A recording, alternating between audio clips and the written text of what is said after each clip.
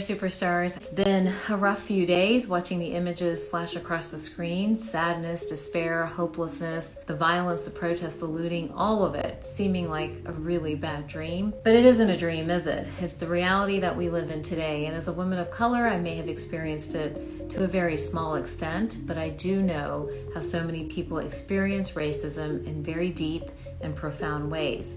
Each of us are individually responsible for the conversation around racism. If you look within your own family, you may see elements of racism there.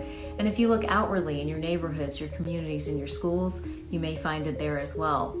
Here's the problem. Racism has been handed down generation after generation for years, centuries. We're not going to wipe it out in 1 second.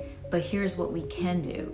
We can demand that we are all better, that we're working every day to rise above those base emotions, that base response that maybe our forefathers had or somebody a few generations ago had. But instead, we are evolving. We're becoming a better species, better humans, and more tolerant and understanding of the human condition.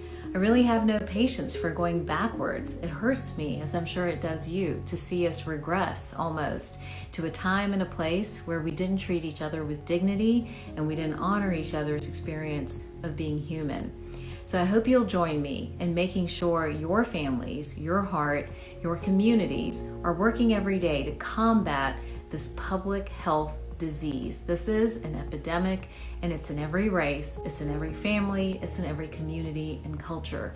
And we have to work together to figure out a way to wipe it out. And that's going to take a holistic approach. It's going to take a social, political, economic, and even a medical solution to reprogram what's living within us and to find a new definition of humanity, and to understand at the end of the day, just like the pandemic taught us, that we really are one, that the actions of one implicate thousands, millions, billions, and that the globe is incredibly connected.